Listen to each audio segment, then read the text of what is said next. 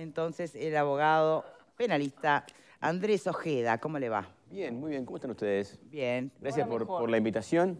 ¿Estaba escuchando? Sí, Escuché por lo menos el final, seguro.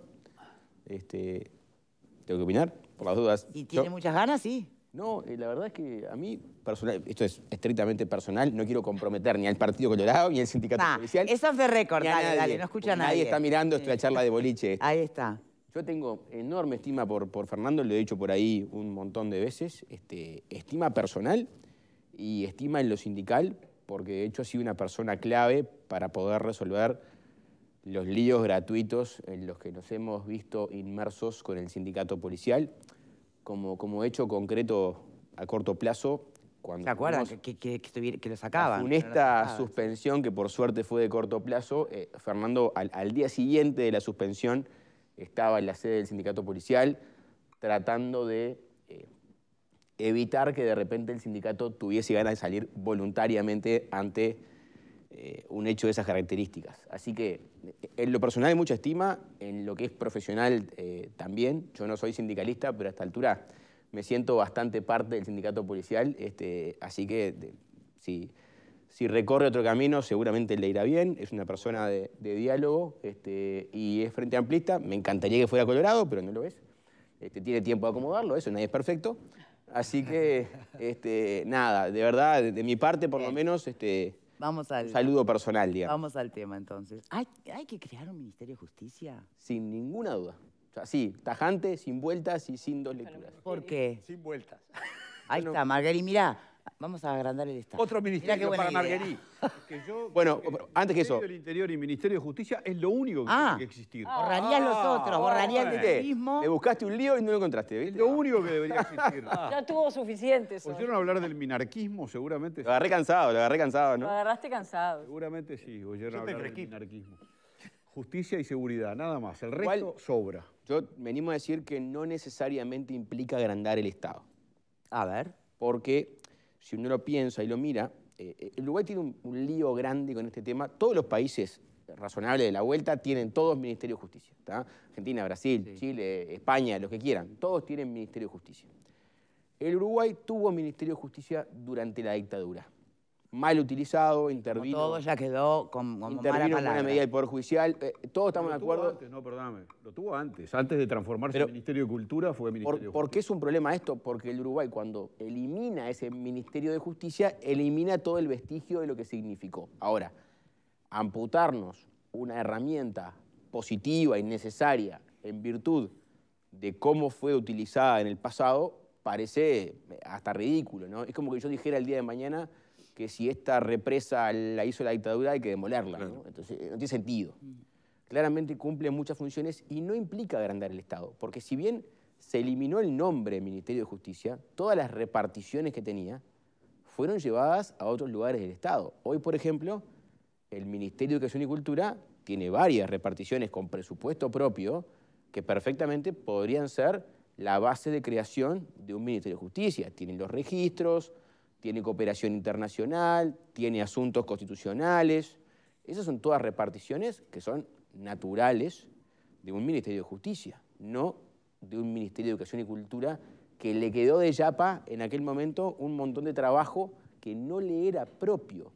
Es más, yo creo que el argumento central hoy para la creación de un Ministerio de Justicia es sacar las cárceles de la órbita del Ministerio del Interior.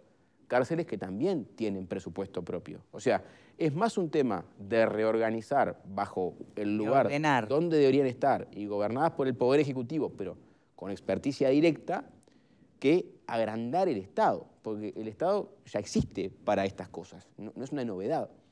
En otros países... Sí, pero agrandar o achicar al lugar, cuando estamos hablando, por ejemplo, de que se iban a cerrar o no finalmente los juzgados de paz, ¿no? En el bueno, esto es muy importante. Eso sí es agrandar o achicar. Sí, pero es una decisión del Poder Judicial. ¿Y por qué hago esta salvedad? Esto es muy importante.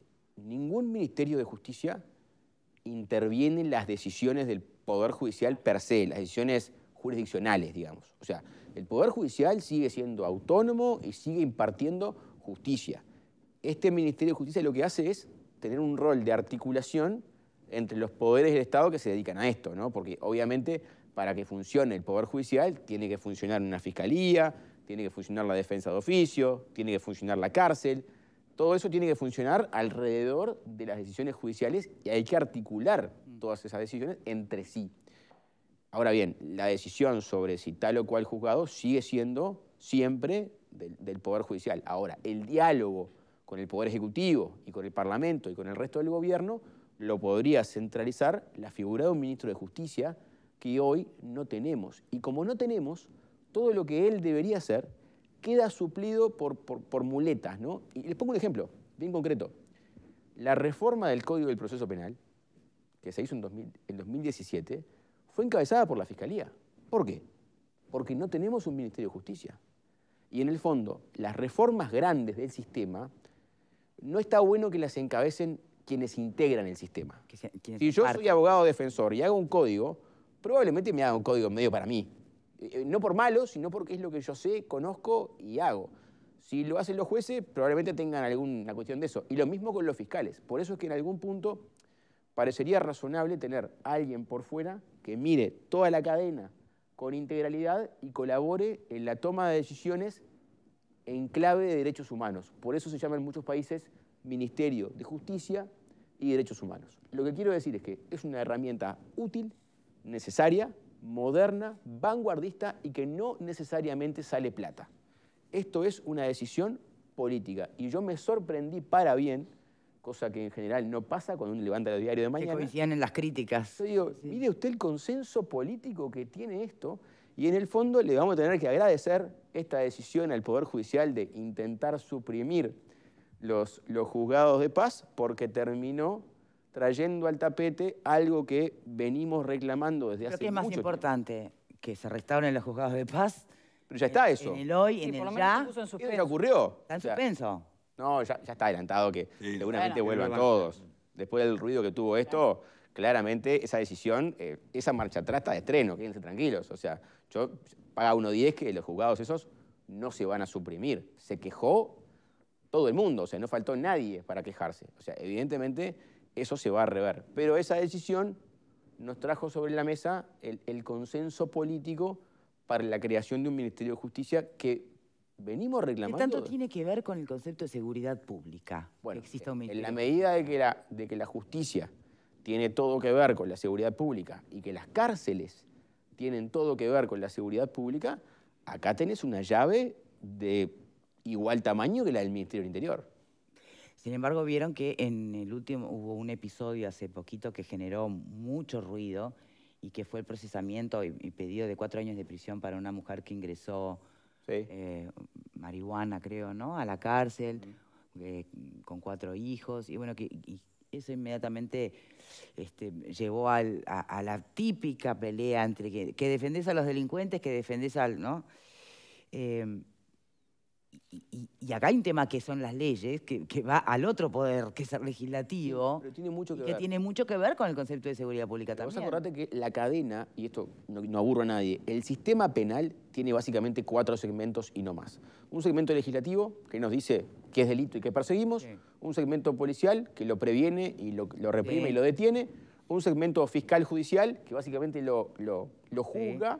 Y un segmento carcelario, que cumple condena por lo que hizo. ¿Tá? Un Ministerio de Justicia es los ojos del Poder Ejecutivo arriba de toda esa cadena. Acuérdense ustedes que los ministerios tienen capacidad propositiva en temas legislativos. Si el día de mañana el que mira toda la cadena... Si hay un decreto, una norma, una ley que lo puede pedir al Parlamento. Queda ridícula al lado de otra... Lo pide el Parlamento, manda un proyecto de ley. Si mañana... Les pongo un ejemplo más grande. Está pendiente, a mi juicio hoy, una reforma integral del Código Penal de 1934 y está pendiente una reforma quizá de armonización del Código del Proceso Penal que ha tenido N reformas desde que fue sancionado. Eso hay que acomodarlo. ¿Y qué me dice Ojeda? De la incoherencia que empieza a surgir a partir del aumento punitivo de la LUC. Bueno, a mí no me consta tal incoherencia. Es una lectura, es una nota de búsqueda, la vimos todos, donde hacía una comparación sobre 2 condenas. No necesariamente están así. Yo creo que admite, por lo pronto, un análisis. Pero sí se incrementó la cantidad de mujeres que hay presas, ¿no? Y porque hubo un incremento de condena, eso es claro. Hubo un incremento de condena se buscaba golpear a todo el narcotráfico, al microtráfico y al macrotráfico. O sea, hubo un cambio de política. Antes el microtráfico estaba visto de otra forma. Un cambio de política que ahora tiene un instrumento legal que también lo ampara. Que el microtráfico no se atacaba antes en nombre del desastre social que provocaba y así estamos como estamos. Ahora, en este caso concreto de esta mujer, que no sé su vida cómo es y de verdad no puedo opinar ni en mi trabajo, pero lo único que hace ruido es que la penan a 4 años sin posibilidad, ¿no?, de restarse nada de condena. Es el mínimo. Contra lo que, por ejemplo, lo que puede estar un narcotraficante y salir antes. Bueno, a ver, convengamos que de las condenas y del mínimo después habrá redenciones, habrá otras cosas a considerar. Por eso a mí me parece que es un poco simplista esa lectura comparativa que no tiene en consideración cuestiones de ejecución de condena, ¿verdad? De cómo después efectivamente se aplica la condena y cuánto se cumple de eso, ¿tá? Que no me quiero meter en eso ahora porque me parece que entrevera la piola. Pero le corre en este caso puntual, ¿corre? ¿Que se pueda reducir? A mi juicio, al menos, no hay ningún caso en que uno no pueda redimir condena en el famoso 2x1 que ustedes ya conocen. Obviamente, no todos piensan igual. Hay jueces que no piensan lo mismo, cuando hay condenas en procesos abreviados y demás, pero es un tema fino que se nos va a ir en la mano ahora. Lo que quiero decir es que, eventualmente, todas estas cosas son menester directo de un Ministerio de Justicia que puede tomar acción concreta desde el Poder Ejecutivo. Por ejemplo, hoy en día hay órganos clave del Estado que no tienen control parlamentario. Por ejemplo, eventualmente los fiscales no tienen control parlamentario, eran hasta hace poco funcionarios del Poder Ejecutivo directamente dependientes del Ministerio de Educación y Cultura. O sea, está bueno que haya una persona del Poder Ejecutivo interpelable por el Parlamento que responda por el funcionamiento del sistema de justicia. Bien. A ver, opiniones hasta el momento o preguntas concretas. Dudas. El Ministerio de Justicia, uno de los que yo escuché hablar de que a favor del Ministerio de Justicia fue a Juan Miguel Petite, el comisionado parlamentario, siendo que el sistema carcelario necesariamente tendría que estar incluido ahí. Vos recién hablaste de Ministerio de Justicia y Derechos Humanos. ¿Eso implica de que, por ejemplo, la Institución Nacional de Derechos Humanos, como quiere Cabildo Abierto, desaparecería y se incluiría dentro del Ministerio de Justicia? Es una decisión política a tomar. Yo creo que podría estar podría estar dependiente del Ministerio de Justicia porque tiene toda la lógica que así esté. A ver, en cuanto crear el ministerio no reporta inmediatamente eliminar nada. Lo podrías ubicar ahí, de hecho, que me parece que es más razonable. Y lo de Juan Miguel, yo estuve con Juan Miguel charlando de esto en particular. Él hace una declaración en su salida de Torre Ejecutiva después de una reunión con el presidente y comenta públicamente que conversó del tema con el presidente, lo cual me alegró mucho porque uno de los cometidos principales de todos los ministerios de justicia que yo conozco es la gestión carcelaria. Y ustedes saben, tan bien como yo, que cada campaña electoral que nos sentamos a discutir hay una promesa propuesta de sacar a las cárceles del Ministerio del Interior. ¿Cuántas veces se le puso ese cascabel al gato? Claro, nunca. Bueno, justamente porque, como dicen todos los ministros de Educación y Cultura, no me puede caer esto en forma residual. O sea, la lógica indica que quien lo debe gestionar es el Ministerio de Justicia. Y el Uruguay no se puede dar el lujo de no tenerlo por falta de decisión política o por una suerte de arraigo ridículo a lo que pasó hace 50 años que no tiene nada que ver con la herramienta, sino con cómo se usó.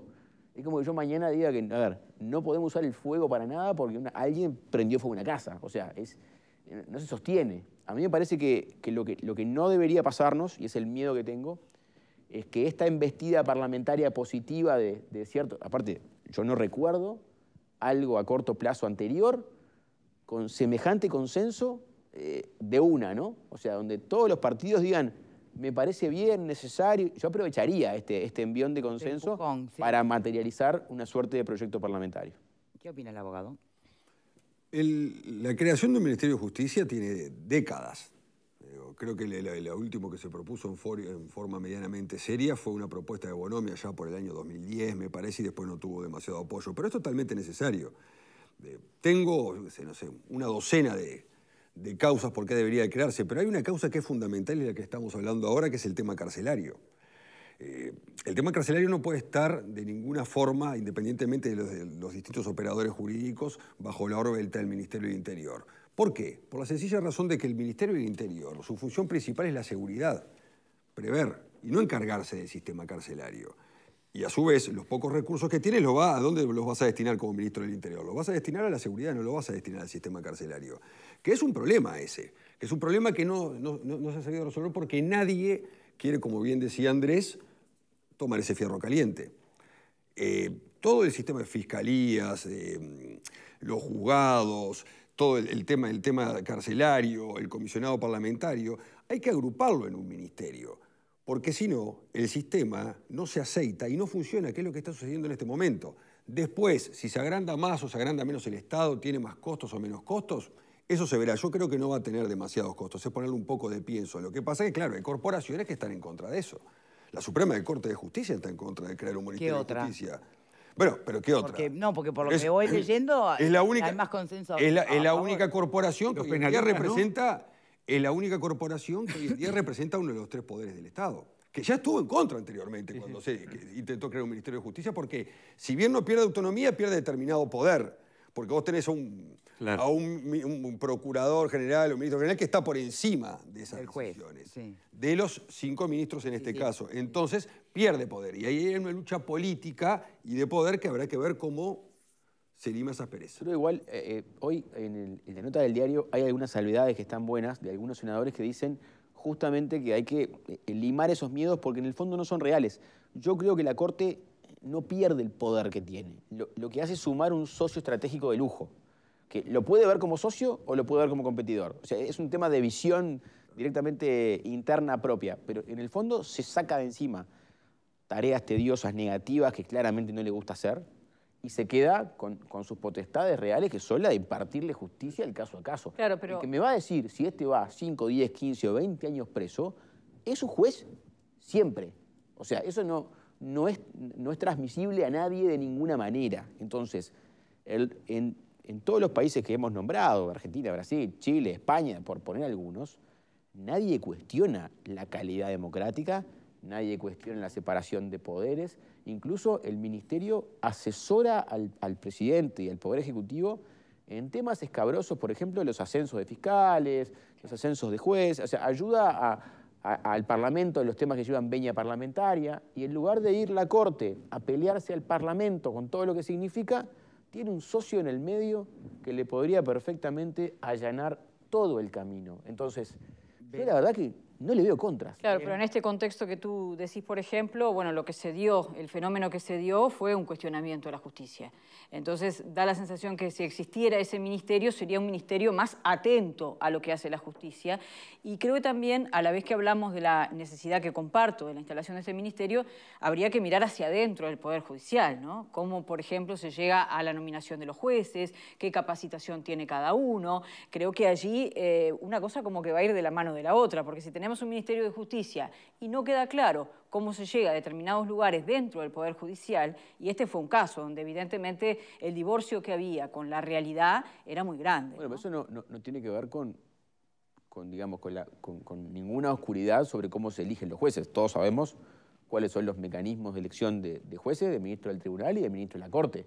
Sí, sí. O sea, ahí no hay oscuridad ninguna. El procedimiento lo conocemos y, de hecho, ante la ausencia de consenso político para nombrar ministros de la Corte, terminan ascendiendo por antigüedad. Pero eso es más responsabilidad del Parlamento que del Poder Judicial. Pero si tuviéramos un Ministerio de Justicia que mirara, que comenzara a mirar hacia adentro del Poder Judicial, yo creo que se viene una reforma del Poder Judicial. Yo creo que, de verdad creo que ningún Ministerio de Justicia, por lo menos de lo que yo conozco, ni siquiera el argentino, que es bastante polémico y ustedes lo saben, se mete adentro del Poder Judicial. Yo no te estoy diciendo que se meta adentro, sino que ponemos la mirada en todo un sistema, ¿no? Hasta ahora, por ejemplo, bueno, lo poníamos y decíamos, de hecho lo vivimos, bueno, esta es responsabilidad del fiscal, el fiscal decía, es responsabilidad de los jueces, el ministro del Interior decía, es responsabilidad de jueces y fiscales. Bueno, tal vez si hay un Ministerio de Justicia esté más ordenado todo y es la idea, resulta que se pueda mirar... del Ministerio de Justicia. Y bueno, pero habrá uno que diga, soy yo. Sí, pero se pueda mirar con mayor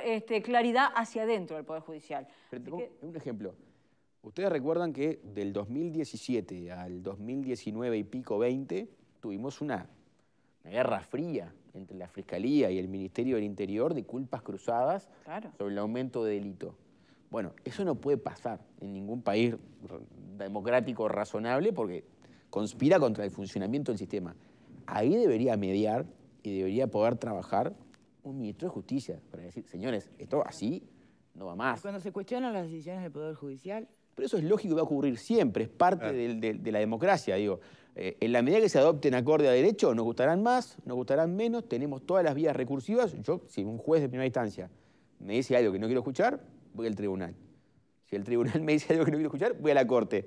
Y si la corte me lo dice, se me acabaron la vuelta, o sea, tengo que aguantar, es así. Margarita. Una pregunta nada más, porque obviamente parece todo el mundo estar bastante de acuerdo en la necesidad de la creación de un Ministerio de Justicia. El ministro Heber hizo declaraciones y dijo, no tenemos plata, si el presidente me manda, lo hacemos, pero yo estoy de acuerdo, o sea, el ministro del Interior.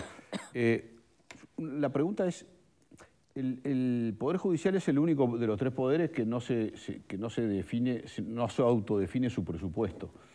Se lo define el Poder Ejecutivo, se lo define el Poder Legislativo y ellos le dan el presupuesto al Poder Judicial. Un camino previo, la independencia presupuestaria, un camino previo a la creación de un Ministerio de Justicia, ¿no sería un paso para avanzar? Pregunto. Ningún poder, salvo el Parlamento, define presupuesto. O sea, el Poder Ejecutivo no se define su presupuesto.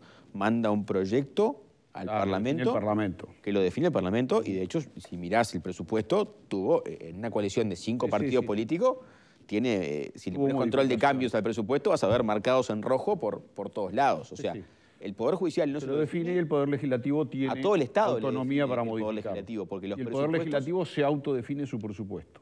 Pero es lógico porque es la representación ciudadana en el Parlamento la que las democracias define cómo se distribuye la plata, ni siquiera es el Poder Ejecutivo.